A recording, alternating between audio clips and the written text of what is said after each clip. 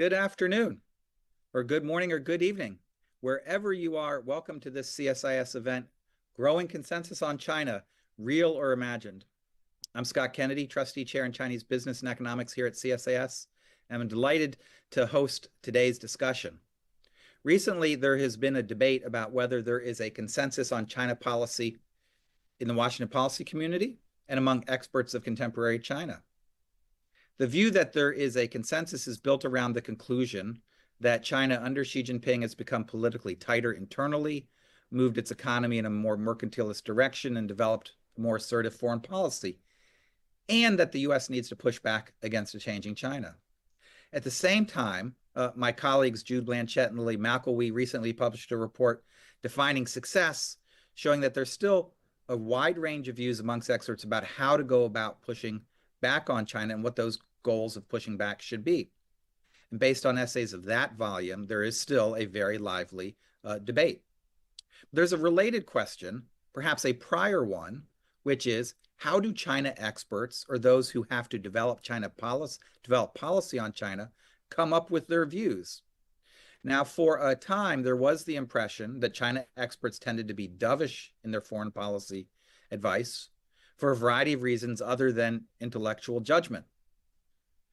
There were two that people cited. One, because the more that they worked on China, the more they identified with Chinese perspectives. And the second is that China's ability to deny them a visa to enter the country meant that they had to hold their tongue or change their views to not offend Beijing. That refers to pressures scholars may or may not feel from China. Today, we're going to discuss another set of potential pressures on China watchers, pressures that may be emanating from the United States and Washington, and pressures to potentially be more hawkish. Michael Cerny of Harvard and Rory Truex of Princeton have done some empirical work on both of these questions. Is there a consensus, and what kind of pressures do experts feel? Today, they're going to present their findings, and then we're going to hear reaction from three commentators, Jessica Chen Weiss, Robert Daly, and Liz Economy, three eminent China experts who have worked in government and in think tank land and certainly have well-considered views on these topics. So let me introduce our two initial speakers. They'll present their findings. I'll then introduce our three commentators. They'll offer their feedback. Then we'll have an open discussion. All of you watching live can submit your questions via the CSIS webpage for this event. So let me get started introducing our presenters. Michael Cerny is a doctoral student in the Department of Government at Harvard University. He was previously program associate in the Office of the Vice President for Peace Programs at the Carter Center. Rory Truex is an associate professor of politics and international affairs at Princeton.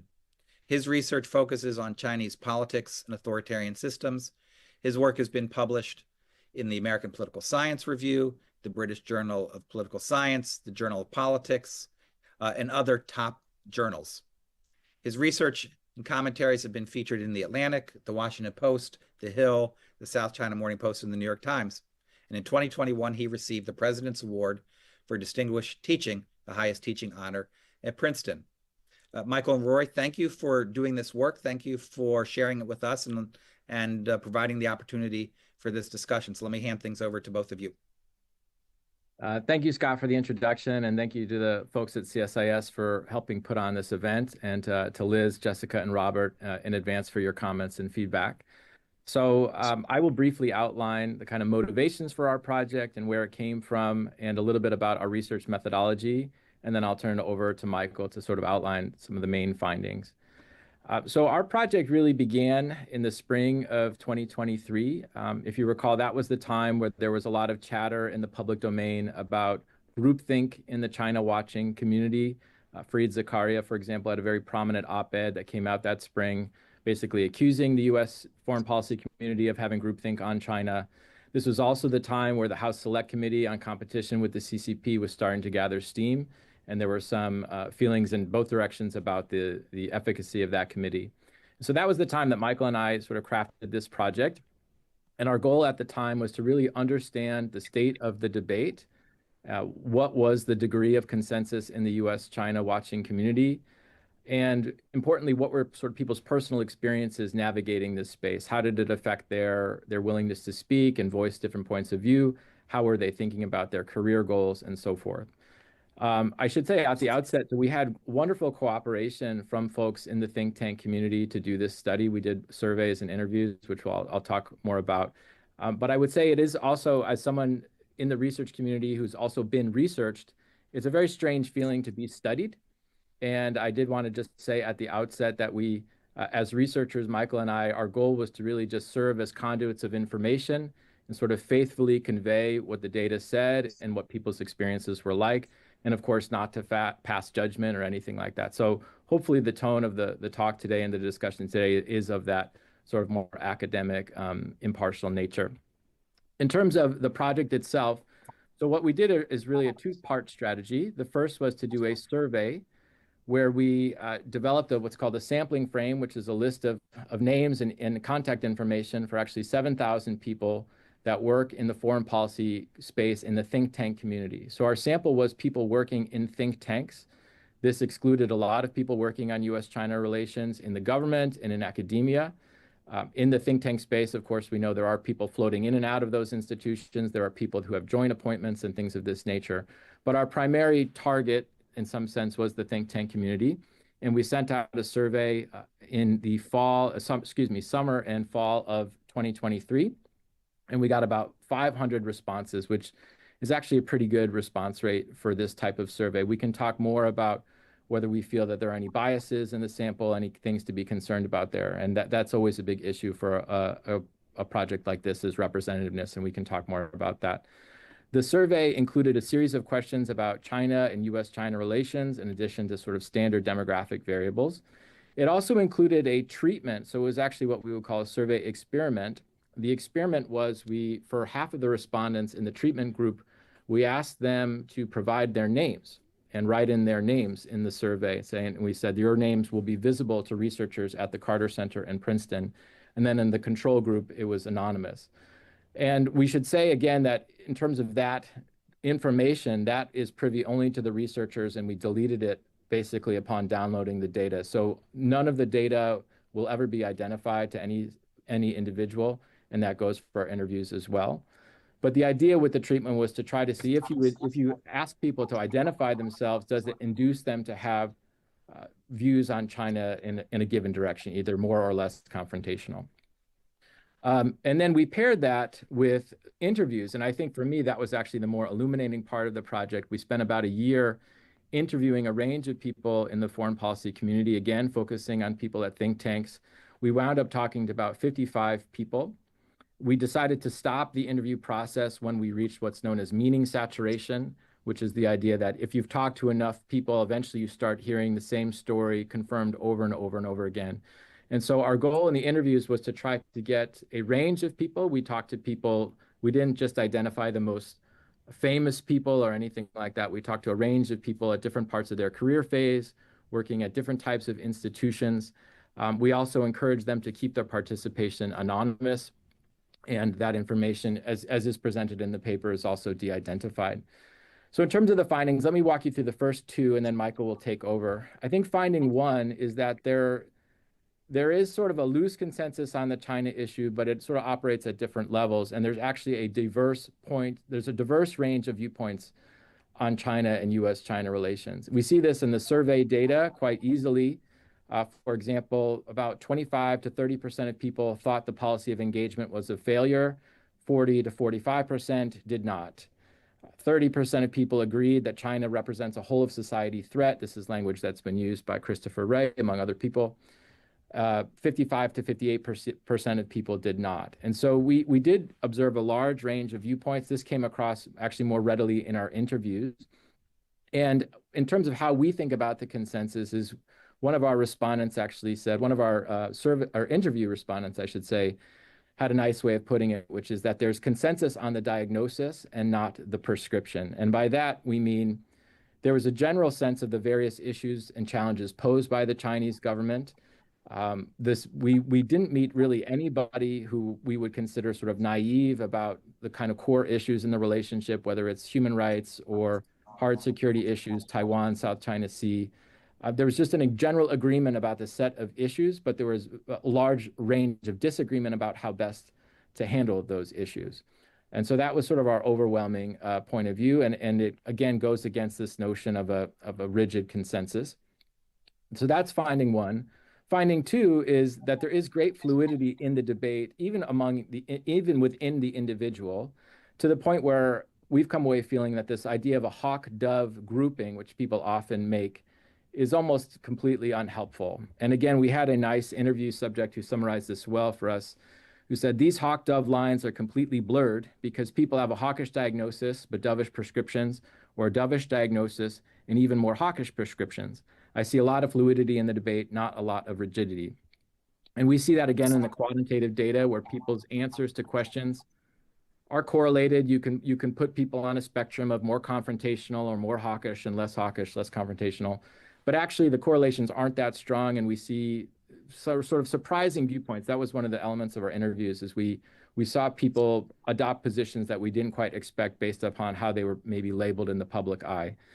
Relatedly, in terms of who is more confrontational or less confrontational, you do see patterns in the data. So Republicans, people with military and government experience, and younger policy professionals are actually more hawkish, more confrontational, but that those are sort of weak predictors. And in fact, you see a lot of overlap in the distribution. So if you look at Democrats and Republicans and independents, those distributions in terms of their policy ideas towards China overlap quite a bit. And to the point, again, where I think labeling people in these camps might not be that productive. So I'll leave it there, and I think Michael's going to present a couple more findings. Great. Thank you, Rory, and thank you to Scott and the others at CSIS for kindly organizing this event. To continue where Rory left off, our data illuminate how a not negligible number of foreign policy and national security professionals in Washington also feel pressure to express certain views towards China. The last question on our survey instrument asked these professionals if they, and I quote, had ever experienced social pressure to express certain views on U.S. policy towards China, end quote. Here, the wording was left deliberately vague so as not to prime respondents, and if they answered in the affirmative, they then had the opportunity to describe their experience in an open response format. This brings us to finding 3. Between 20 and 25% of respondents affirmed that they or their colleagues had experienced such pressure. A vast majority of these respondents said that this pressure was in the direction of confrontation, while a small number felt this pressure in the direction of conciliation, sometimes from those within DC or from the Chinese party state. In this paper, we focus specifically on the former respondents, those who feel pressure in the direction of confrontation. But for those who are also interested in pressure in the opposite direction, I would recommend reading Rory's other work with Sheena Greitens. In addition to the survey, as Rory mentioned, we also conducted over 50 interviews. Again, many, but certainly not all, had experienced pressure towards confrontation. Overall, the survey and the interview data revealed 2 primary types of pressure and 1 primary strategy to cope with such pressure, which I'll discuss now. But as a reminder, these experiences are felt by a relatively small subset of the community, but nonetheless deserve our attention, which we'll get to in the discussion. So this brings us to finding 4. There is some level of explicit pressure in the Washington community, which ranges from ad hominem attacks by colleagues to censorship. Some respondents told us how higher-ups within their organizations had blocked or attempted to block the publication of their writing if deemed insufficiently confrontational, how editors at major media outlets would edit their language so China sounded more threatening than they intended, for example, by changing the word authoritarian to totalitarian, and how they would be criticized as naive, unpatriotic, or even as part of a 5th column for some of their views on U.S. China policy. Notably, this pressure was felt most acutely by racial and ethnic minorities. I'd like to note here that some Asian and Chinese Americans reported experiences such as skepticism about their loyalty, suspicion about their presence in high-level meetings, and even death threats from the general public. However, this type of explicit pressure was experienced by a relatively small, but nonetheless significant number in the community. But on the other hand, most people did say they felt comfortable speaking in their own offices and especially in their own organizations. More commonly, what we observed is what we describe in the paper as implicit pressure. This describes the pressure to express certain points of view among those seeking to forward their careers, particularly those interested in serving in government or a future administration. Most often, feelings of pressure centered around what types of policy positions and language were valued in Washington, what types of people were quote unquote getting ahead, and what types of people were becoming marginalized in the current discourse. This type of pressure was particularly concentrated amongst younger professionals. Many of our younger interlocutors reported being counseled to watch their words about China and carefully manage their reputations by senior colleagues and mentors.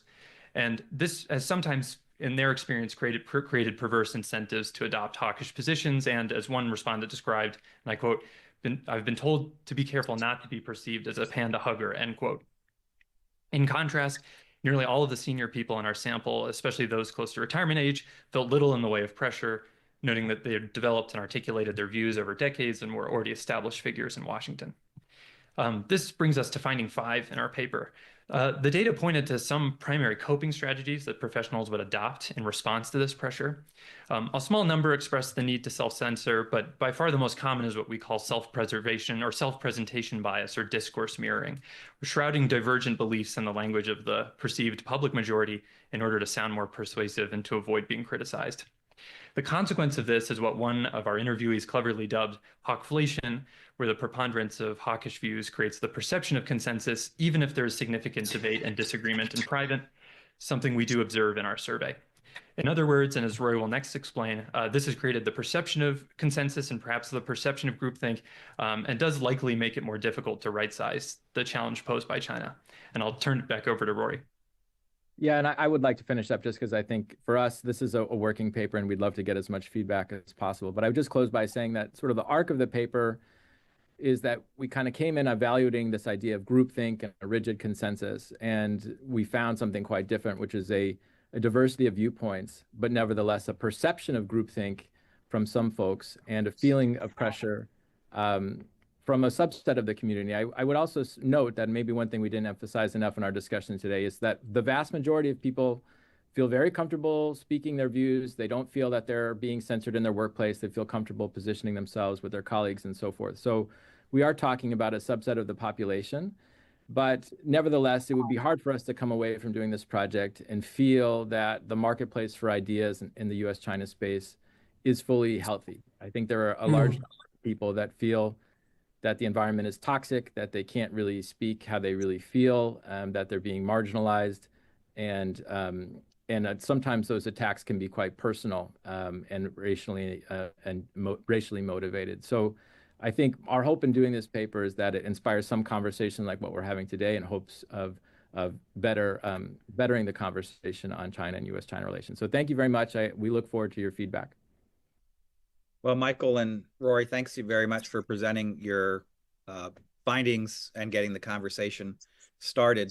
Let me go ahead and introduce our 3 fantastic commentators who can offer their perspectives on the paper and these issues more generally. Jessica Chen Weiss is the David M. Lambton Professor of China Studies at Johns Hopkins SAIS and non-resident senior fellow at the Asia Society Policy Institute Center for China Analysis. She was previously the Michael J. Zach Professor of China and Asia Pacific Studies at Cornell University and Assistant Professor at Yale University. From August 2021 to July 2022, she served as Senior Advisor to the Secretary's Policy Planning Staff at the U.S. State Department on a Council of Foreign Relations Fellow, while she was on a Council of Foreign Relations Fellowship for Tenured International Relations Scholars. Weiss is the author of Powerful Patriots, which was published in 2014 by Oxford University Press. Robert Daly was named as the 2nd director of the Kissinger Institute on China in the United States at the Woodrow Wilson Center in August of 2013.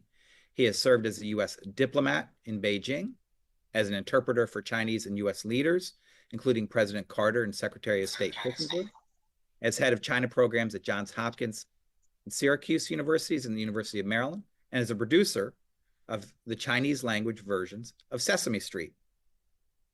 Liz Economy is the Hargrove Senior Fellow and Co-Chair of the Program on the U.S., China, and the World at the Hoover Institution. From 2021 to 2023, she served as the Senior Advisor for China in the Department of Commerce. Economy was previously at the Council on Foreign Relations, where she served as the C.V. Starr Senior Fellow and Director for Asia Studies for over a decade. She is an acclaimed author and expert on Chinese domestic and foreign policy. Her most recent book is The World According to China, which was published by Polity in 2022. Thank you, all 3 of you, for joining us today. We're going to hand things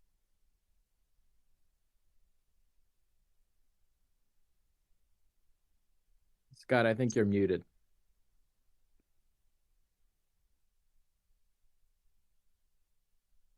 Scott, you're muted. Oh, have I been muted the whole time? Just after you introduced me, you said we're going to hand off. Ta-da. Okay, all right. So we're going to hand things off to Jessica, and then we're going to go to Robert, and then we're going to go to Liz. So Jessica, over to you. Great, thanks so much. And thanks to Scott for bringing us together, and to Rory and to Michael for writing such a interesting and rigorous paper. Honestly, I think that the stakes of the conversation here and what you're unearthing, couldn't really be higher. But this is the health of American democracy, the ability to kind of debate and disagree civilly without freedom from fear and pressure. Obviously, this is nothing like the kinds of self-censorship and repression that you have documented in China. But nonetheless, I think that this is really vital, that we both understand what's happening and that we get it right. And part of the reason I have recently moved to DC to SAIS is to stand up an institute for America, China, and the Future of Global Affairs that tries to bring together rigorous and reasoned debates and discussions on these very important matters. So first of all, I have to say I very much appreciate and admire the paper and the work that's gone into it. First, I think it documents with really the first systematic rather than anecdotal evidence that we have of both the range of views but beneath the so-called bipartisan consensus. But it also, I think, more importantly, because of course there are various polls that document American attitudes towards China, and there's a lot of different divergence there, including on somewhat partisan but also not partisan basis.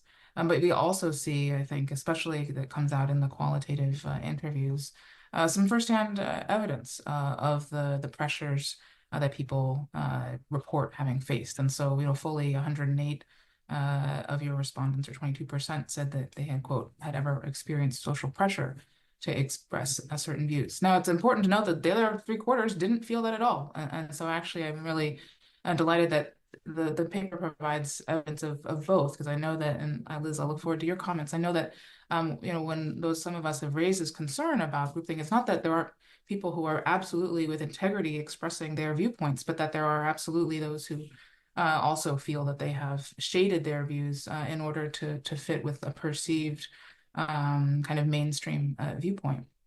And so really, I think this is particularly valuable as evidence of how this apparent consensus on China has formed and is in some ways self-reinforcing, but that actually exposing it, the range of views actually then begins to create space for hopefully the antidote, which is more discussion on the merits, where people aren't kind of shading their views to fit in. At least that's the hope. So highly recommend this the piece, and especially how it distinguishes between preference falsification and instead what you describe as a discourse mirroring, various self-presentation strategies where you agree with the premise and then you kind of then you nuance it and you say, oh, well, if you think this, then you go in this direction. Having spent 12 months inside the government, absolutely, so much of this rang true. It was both something that I was told as a way to proactively make a difference, and it was something that others confided in me. And so to see this then represented, and granted, this is not necessarily a representative sample, but it's more than just a couple of people. And so I think that is a really valuable contribution. And I will say that the places that you looked provide a relatively hard case for finding these more moderate views, that you looked at defense, peace, and security think tanks, not economically focused institutions like the Peterson Institute or others. And one other thing is I thought it was interesting that you found that only, for instance, 16% of your respondents thought that access of Chinese students to American universities should be restricted. And so there are, I think, highly recommend the piece as a place with a lot of rich insights. In good academic fashion, I do have some sort of constructive points of disagreement as you are working on this further. And I think it actually sort of surfaced in your own comments, which is like, on the one hand, you can kind of lump people into, you know, pro-confrontational or look at the favorability index. But really, I think in your comments, you underscore what I think should be a more prominent kind of takeaway from your piece, which is that there isn't a one-dimensional spectrum of opinion ranging from, you know, engagement to new Cold War on the other hand, that these labels are in some ways a distraction from, I think, the main takeaways of your piece. And similarly, favorability. I mean, like, I know that this is a very, very common, whether it be favorability of the United States or favorability of China. I mean, favorability is such a misleading, I think, metric of really anything. And so again, like, it's there, but I honestly don't think it's the most exciting part of the paper. And so much of the other parts is so rich and rewarding.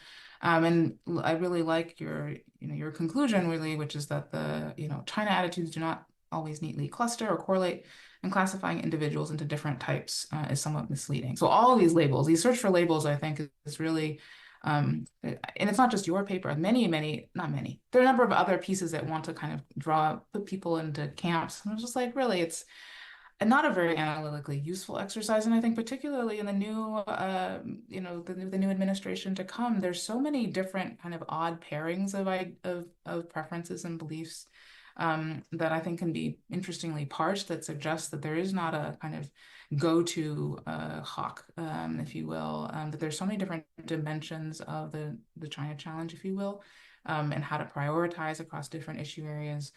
And then finally, I think that you said this, but actually you quoted one of the respondents who said that there's a consensus on the diagnostics, but not on the prescription. I actually disagree. I don't think there's even a consensus on the diagnostics, although in general, okay, China's a problem, like that's fine. But beyond that, I think that the framing does matter, and that I worry that, you know, whether it's the assessment that China seeks global preeminence versus regional preeminence, or whether preeminence means primacy and the replacement or displacement of the United States. Like, these are all words that some people, I think, who are not really looking to engage on that debate, they just sort of reach for whatever, and then they talk about what they want to talk about. But the problem is, if you then have an artificial consensus on what China's intentions are, those distinctions are going to set the whole frame, which I think is potentially problematic. And so I would hate to arrive, for us collectively as a community, to arrive at a set of judgments with false confidence out of a perceived need to mirror the perceived consensus in order to seem more persuasive. So I think that your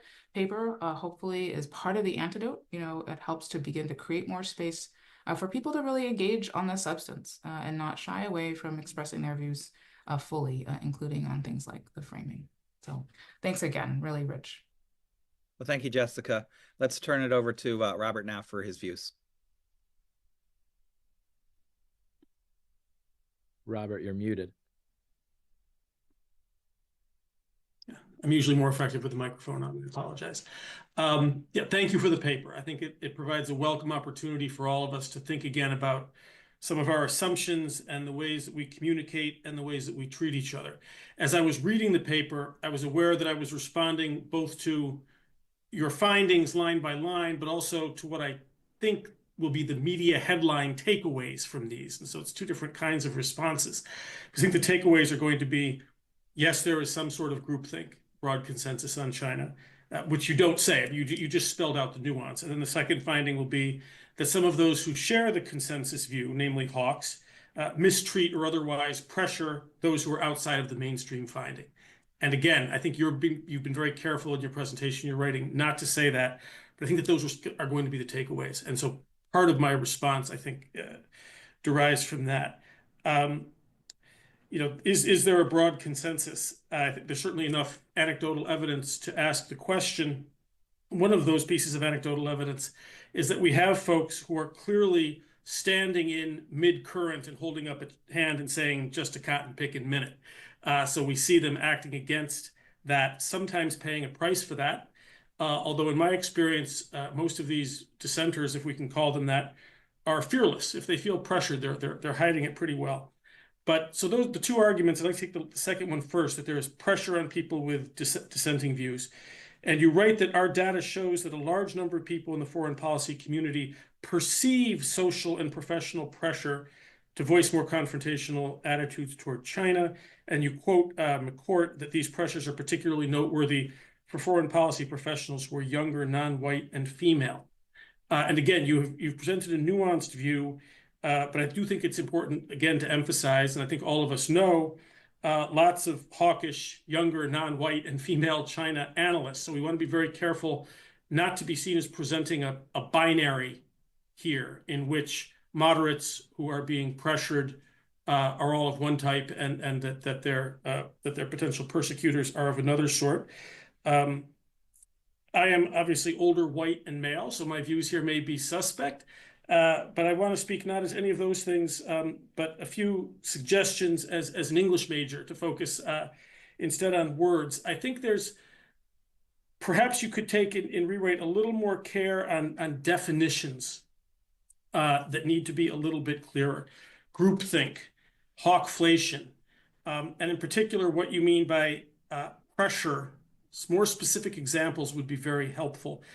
And feelings, you speak a lot about the feeling that you're being pressured.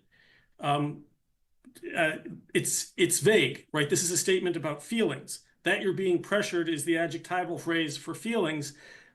The existence of those feelings is not proof that pressure has been exerted, right? And I think that there needs to be a little bit more work to make that distinction. I also think a little more care. Throughout the paper, there are a number of places, and I can send you my notes on this, where the motives of the people who are alleged to be inflicting pressure are psychologized, but the reported feelings of the alleged recipients of pressure are taken at face value. And this is always a dangerous mode when you psychologize people who disagree with you. Their views derive from their psychology, whereas ours derive directly from our experience. Now, I'm not meaning to sort of question the basic findings. I have seen this pressure in meetings here in Washington, D.C. I've seen it. It exists. Although in my experience, it tends to come from individuals to individuals, not from collective members of a consensus to subgroups. And I myself have been sneered at in both collegial and uncollegial ways by people who are both more hawkish and less hawkish than I am. So Washington is a town of sneerers, right? I think we need to put pressure on all these things, which I tend to chalk up, to human nature. But clearly there is a hawkish dominance of China discourse, especially in the media and on Capitol Hill. And those who come at China from viewpoints that are more humanistic, or the viewpoints of comparative culture, or people who speak for the prerogatives of the market or science or open universities, those people aren't given the microphone quite as often. But again, I want to come back to this question of psychologizing the members of the consensus and not the dissenters. You write that interview subjects who did not identify as hawkish were more defensive of their views and made a greater effort to caveat their stances, often adopting a speech pattern, what you call mirroring, which you mentioned, of acknowledging certain threats or issues first before making their arguments about the issues with a more confrontational U.S.-China policy. Subjects who advocated more confrontational policies, in contrast, were generally less apologetic for their positions. Well, are these different modes of analyses, or are these just different personality types? I mean, I think there needs to be a little bit more effort to make those distinctions. And you do acknowledge the difficulty, but I think a little more weight would be helpful. There are also statements like Republican-leaning respondents were more likely to consider China an enemy of the United States.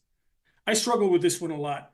Does that reflect different attitudes toward China, or just different attitudes toward words, right? People who, often I'll hear somebody who say that China is an enemy or an existential threat, and I'll say that's wrong. And then we get into a conversation about the details, and we actually largely agree about the evidence. We just use words a little bit differently, right? So again, it's not, I think, a little more care there. And then lastly, on this psychologizing point, you write that, people who are members of the consensus, that their responses may have been influenced by instrumental considerations or career-related pressures. Some may have embraced the change to hawkish views, seeing it as an opportunity for career advancement as confrontation gains salience. Others might have adjusted their views to align with existing policy momentum surrounding strategic competition, aiming to remain relevant within their organizations and the broader discourse in U.S. policy toward China. Well, it's true that they may have done all of those things, but their responses may equally well have been the result of careful and honest analysis, right? I think it's overly psychologized, this attribution of motives. And many, as we know historically, many of America's top foreign policy experts have had domineering personalities, right? But there seems to be an implication that because some hawks are social bullies, they are therefore also intellectual fools who are unaware of their psychological or careerist motivations. And yet the hawks are psychologized broadly, while the moderates are not. Their experiences, their feelings about pressure seem to be taken at face value. So then lastly, the groupthink question. And Michael, you said this very clearly just now in your presentation, that this kind of groupthink or consensus might lead us to wrong size the China threat. And certainly I would argue, even among my very esteemed colleagues whose work I admire in Washington, I think there is a dearth of fresh thinking. Fine minds and people working hard, but very few new ideas, I would argue, that any of us can point to. So here I think you really are onto something. Our corporate culture here in Washington and the think tanks does not encourage, in my experience, genuinely original thinking.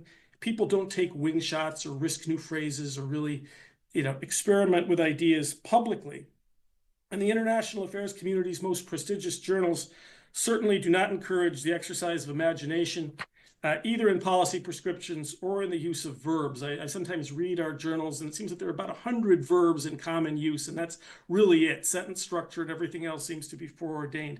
So my last suggestion, I would welcome a lot more of your analysis, sort of the formula aside, about the costs of groupthink. I think this is one of the real values of this work. Once you've done the data and sort of run the formulas, simply to hear from you, is sort of, as Michael just articulated, about why this is so worrisome. But again, thank you for the paper. Thanks, Robert. Terrific comments. Let's go to Liz. Okay, thanks so much. And I think you'll find that my comments follow nicely on Robert's. Actually, I also enjoyed the paper, and I think the issue that you're addressing is a really important one. And I also very much liked the combination of survey and then more in-depth interviews. I thought it was pretty compelling. And I do think you should, say more about the interviews themselves and who was in the interviews and, who you interviewed and how you, came to interview those people. I think it's important for the readers of the paper to understand. I will say I'm not 100% convinced that you prove what you're trying to prove. As you yourselves acknowledge, you were surprised by the fact that there was no actual hawkish consensus on most of the issues that you raised, such as, are we in a Cold War, or, is China an enemy? But beyond that, and, Robert phrased it also elegantly, but I'll just say, I worry that how you asked questions and interpreted the answers may have shaped your findings. So some of the examples that you provide, of pressure are quite clear to me. At a previous think tank, this person's not allowed to voice positive views of China. Okay, that seems to be quite straightforward. In other cases, however, I felt that you conflated what could be normal debate or frankly just bad behavior by a single person with groupthink and pressure. So a colleague aggressively arguing for defending Taiwan and attacking the personal character of people who felt otherwise. I'm not sure that that is about groupthink or pressure. A person, you might feel pressured, but that's not necessarily about a groupthink. It could just be, a bad actor in the field. Or I was at a round table and pointed out China's concerns about the U.S. military. I'm not sure whether one of the former officers actually used the term naive, but that was very much the tone of the all too typical pushback. It's an example of how even trying to view security threats from China's perspective is discouraged. Again, to me, this seems like a very normal, element of debate. And somebody saying, I think you're being naive, you might find it to be insulting or pejorative, or you might just think, somebody's using that term as part of a normal context of a debate. Here's another one. There's a lot of hypothetical speculation. I think most significant of all of these is the now very concrete perception in the minds of so many people that there's an imminent invasion of Taiwan as in that is a plan. There are many people who believe there is a date. I think this is a widely contested, issue and idea in Washington and outside of Washington. Again, what I would consider to be a normal part of the debate and not a consensus issue or around something, about which somebody should feel particularly pressured. Second, I wondered whether you maybe asked leading questions, and I don't have the answer to this, but you can certainly tell me. When we see the comments from younger women, you say, I think being a younger woman in the field, I don't really want to stick my neck out in certain ways, I think. Here's another one. I think that yes, now it sounds as though this person is responding to something that you said. I think that yes, I think that as a young person and a liberal person and a woman in this field, there's a pressure to overcompensate by being more hawkish. That led me to wonder, did you ask, do you feel as a young person, a liberal person and a woman in the field, there's pressure? I don't know whether you did or not, but it seemed to me that that was a possibility. I also noticed that you relegated contradictory examples in some cases to footnotes. So, I think, bringing those out, I think making it a little bit more even-handed in terms of what you found and other evidence that, didn't support your argument, I think is important. One of your conclusions was that we found the professionals that felt marginalized in current discussions or perhaps operated at the edge of the acceptable policy discourse were more likely to use the language of groupthink. To me, that could also just be a natural response to being disgruntled. So I think, for me, as I read through, sometimes it was a little bit difficult to follow because I think overall, as you expressed, your, findings didn't really support your assumptions. And you ended up with what, I think 21.8%, I think was the number that of people that felt pressured, in that group of, that larger group. And that's the group you focused on. And I just wonder whether or not the paper couldn't, that the obverse couldn't actually be the title and the approach of the paper, that in fact, this was the assumption, but in fact, it proved not to be true. And only a very small percentage of people, felt this kind of pressure. To me, based on all of the evidence, that's actually the natural arc of the argument. I'll just say in my own experience, since Scott did ask us to talk a little bit about our own experience, when I was in Washington from 2021 to 2023, I entered as a senior advisor to the Secretary of Commerce for China. And when I got there, I thought that everybody would be rowing in the same direction. I knew most of the people that were in government working on China. And I thought we all are friends and we're all going to agree. And what I found was the opposite. I found vigorous debate on tariffs, on export controls, on whether Nancy Pelosi should go to Taiwan. Within my first month, I had to deal with a senior government official who told me that that person believed that all business should be out of China within 5 years. Certainly not the perspective that I had, right? This is a senior person. I found it difficult to, push against what I perceived to be a closed door in terms of more active engagement with China. That wasn't the time, that wasn't the moment. The focus of the administration was on strengthening our competitiveness, right? In that sort of managed competition narrative of the Biden administration. Really, the first 2.5 years were about the competitive part, and you didn't get to managing the relationship really in a larger sense until the last 1.5 years, I would say. But what did that mean? Did that mean that because the people, who held the reins, the real reins of decision making, didn't agree with me, that was that, or I was pressured? No, it meant that I kept pushing and knocking on the door and trying to push the door down and working with other like-minded people to try to bring around change in policy, because there were a lot of other like-minded people. So I think part of the way that I understand all of this is that navigating DC, navigating this China issue within DC is not only a function of how smart and creative you may be, but how persuasive and persistent and willing to defend your perspective you may be. And to that end, I think I noticed you were critical of that mirroring idea, but the way that I would look at it, right, is sort of an acknowledgement that we all see China as a challenge. Let's call it China as a challenge. It poses a challenge of some sort. But my policy prescription is here and your policy prescription is there. I view that as a natural form of, consensus building, of argumentation and consensus building. I don't view it as something that is a negative in terms of the policy formulation process.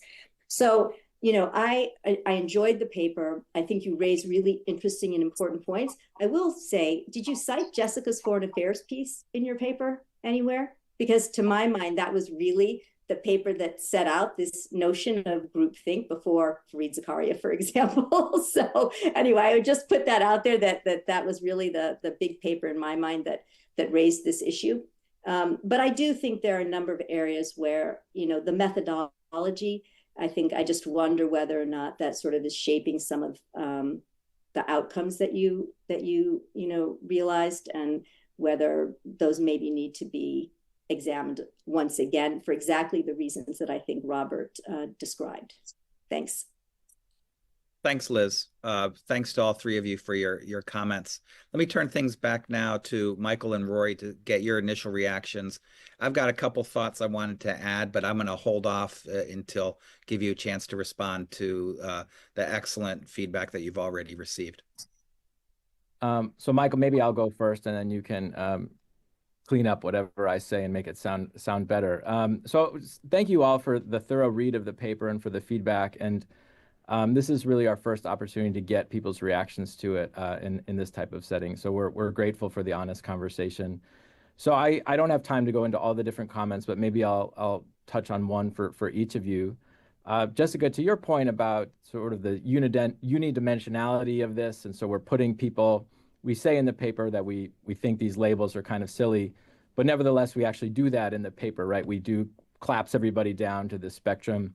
I think that's sort of our inclination as quantitative researchers to create indices and do these sorts of things. But I think there's a way empirically to kind of capture that nuance that you're talking about and actually try to show it quantitatively. So we will try to do that. Robert, to your point, I think a couple quick points here. I think our hope is that the paper was nuanced, and maybe we missed the mark in certain areas. And I do worry about the sensationalization of the paper in the media. I know SCMP had a piece that recently came out about it, which was fine. I think it's only a matter of time before the Global Times picks it up and it's blown out of proportion and so forth. And I'm dreading that day. So our hope is to try to kind of convey the depth and the complexity of the findings, because I do think there's a headline finding of everybody in the China space is self-censoring and the hawks are dominating, and then that's really not what we're arguing and what we're finding. But we're trying our best to kind of play defense and stick up for the nuance of the findings. So I take that. And to that point, your point about psychologizing one group and not the other, I think that's a really good piece of feedback for us. And I think taking people's feelings at face value and sort of almost giving them more credibility than perhaps people on the other side of the issue, I think is a very good piece of feedback for us to think about as we rewrite the paper moving forward. I would say one thing that maybe didn't come across in our discussion today, which you raised in your comments, is that pressure is not just for the kind of dovish types. There's plenty of people we talk to that you all probably know of that are quite confrontational in their positions that will then report saying something a little bit less confrontational and then be hammered for that in many different directions. And so it's an experience that is correlated with policy positions, but is actually happening to a lot of different types of folks, and we can bring that out more. Liz, I really appreciate your points and the spirit of your evaluation and that skepticism you brought to it, because I think it's important for us to think about some of these issues. For us, we were very worried about positionality in this paper. And by that, I mean the fact that both Michael and I identify as Democrats. We're coming from liberal institutions. Michael was at the Carter Center. I'm at a university. And I've been publicly affiliated with kind of more moderate positions on China in some of my public writing, and Michael increasingly as well. And so we were worried that this would bias everything, right? It would bias our sample. It would bias what we would get in interviews. It would lead us down certain paths in interviews. And so throughout the project, we did have that in the back of our minds, and we're trying to correct for that the whole time. In terms of our actual interviews, I would say we did have we can provide more information on the diversity of the sample in the interviews. But I would say when we talk to people from the range of the political spectrum, I think we were always able to have very balanced conversations. And in terms of leading questions, this is sort of the biggest error one can make as a qualitative researcher. And we really did try to create an environment where people were willing to say whatever they felt, right? So a leading question is a question where the interviewer biases the answer and creates a pressure to answer a certain way. And so one thing we would frequently do in the interviews, and we can even put some of this from our transcripts in the paper, would be to say, I want to ask you about if you've ever felt any pressure to voice opinions on China in either direction. And I would say things like, and please feel free to say no. If you've never felt that, you should say no, because that's a useful data point for us as well. So little strategies like that, where we created an environment where people could push back, and frankly, they did. And I think this goes to your last point, which is one of the issues of the paper right now is we sort of differentially focus on this pressured group. And because of that, we are omitting a lot of discussion of a lot of interviews where people said, oh, I feel very comfortable talking. I have a lot of good relationships. There's healthy debate.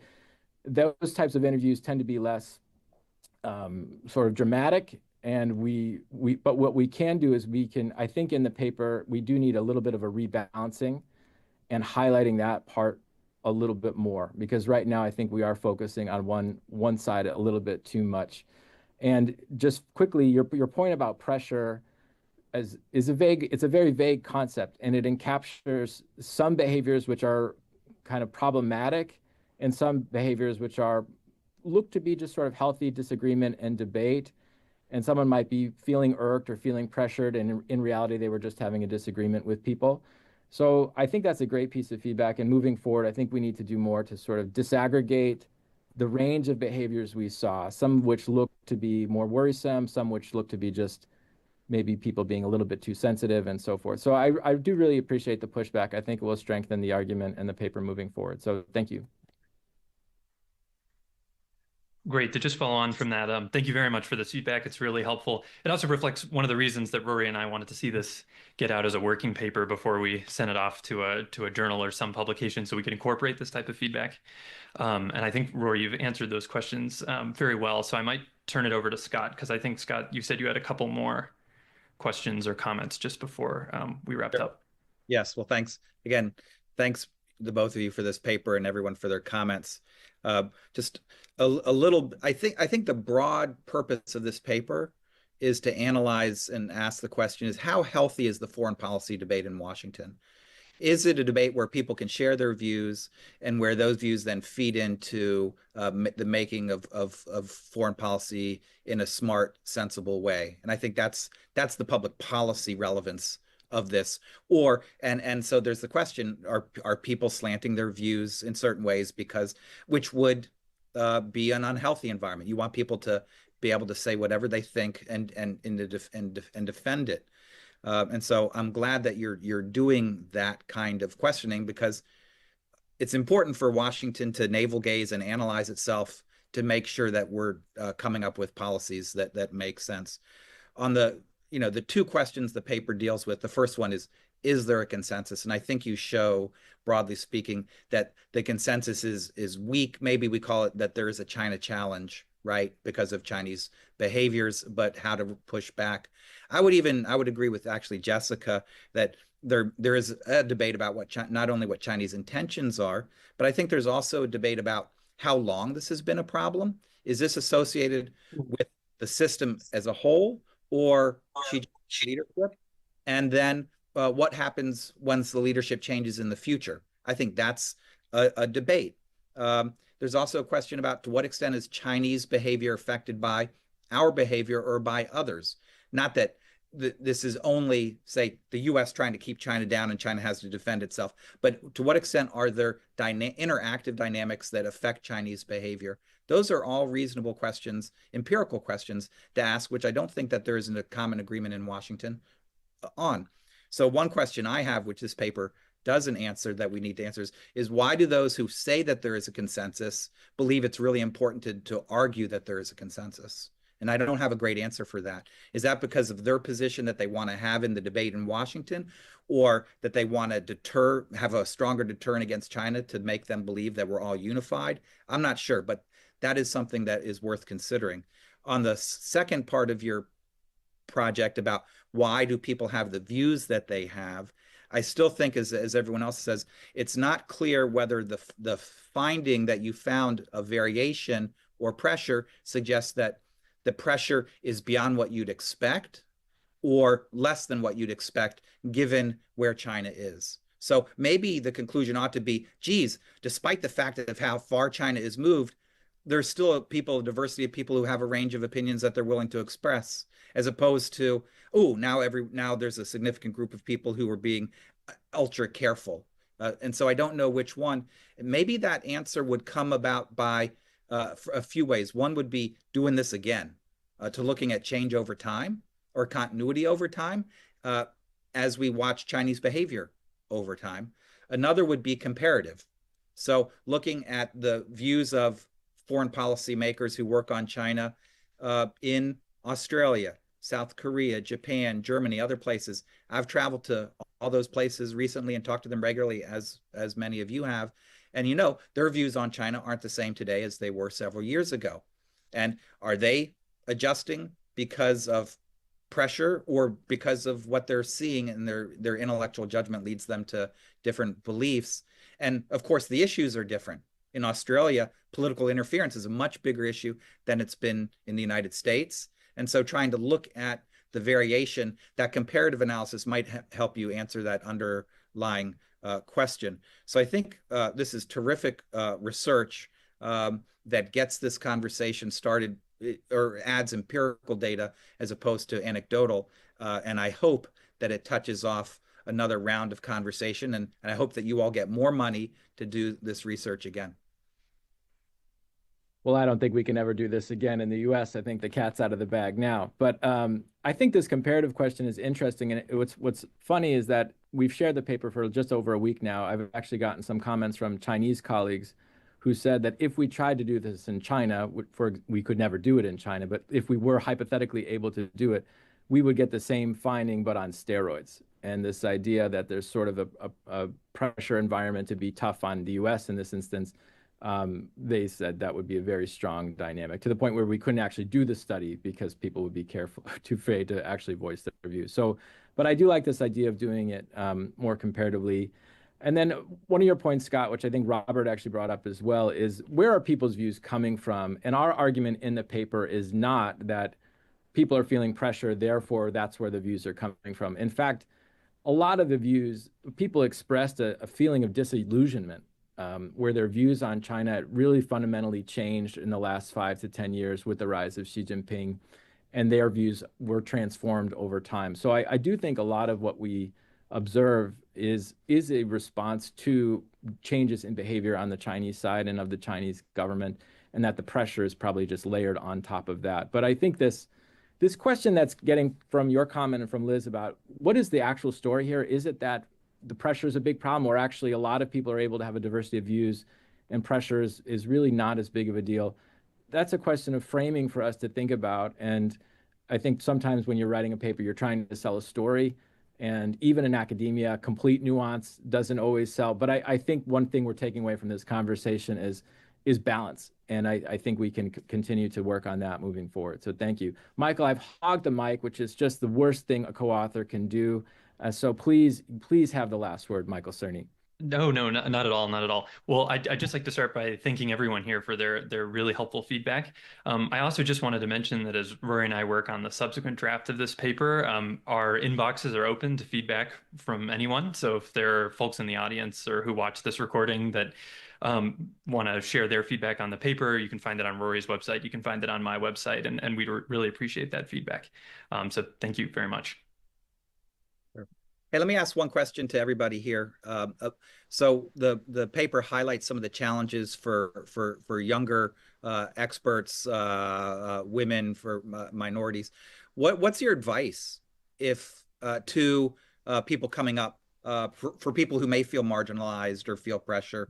What's your advice? Is does it have to do with how they act as professionals, or what would you encourage people to do? I mean, I would say, two things. One, seek out somebody older, could be super old like me or not as old like Jessica, who can who can help and maybe help shepherd you through and provide some guidance and advice. And two, and something that, I said to Jessica many moons ago, do approach, if you're in Washington, it's one thing when you're a scholar and you're writing, that's sort of one set of, I think, discussions and approaches to thinking about China, thinking about the U.S.-China relationship. When you're in the U.S. government, your job is to think from the U.S. national perspective and begin from that. And I think if you can do that, then I think you're less likely to run afoul of the kinds of sort of issues that I think the paper raises. And that goes to that point that I made before about, is it so bad actually to begin with? China is a challenge. Now, where do we take that? Because that is the way to engage the discussion where it sits. So anyway, that would be my two pieces of advice. Robert, I see your hands up. Well, not sure it was, but I'm happy. I would say, and I work with a lot of young people here at the Wilson Center, and it's, do your homework, bring your evidence, make your argument, and then know that there are big egos and there's some rudeness in Washington, and within a certain frame, try to listen to what people are telling you and not the way they're saying it. So you're going to need a sort of a thick skin. Now there's a point which happens often where it's beyond that and you've just been insulted, and then you can decide how to deal with that on your own. But know that try to listen to what the critique is and take a legitimate critique out of a rude presentation and then go from there. Well, there's been no rudeness today, all collegiality all the way around. With a good range of viewpoints and discussion today. I want to thank Rory and Michael for your research and presenting and sharing with us today, and to Liz, Robert, and Jessica for your fantastic feedback. We look forward to seeing the final product of this paper and additional research, and this will be a topic which all of us in think tank land in Washington continue to discuss in the coming weeks and months. I'm sure as we transition to the Trump administration, this is not going to be an issue that goes away. It's going to be one that we're going to come back to for sure. So thank all of you. Thanks to my team at CSIS. Thanks to all of those watching, and everyone. Hope you have a good day wherever you are. Cheers.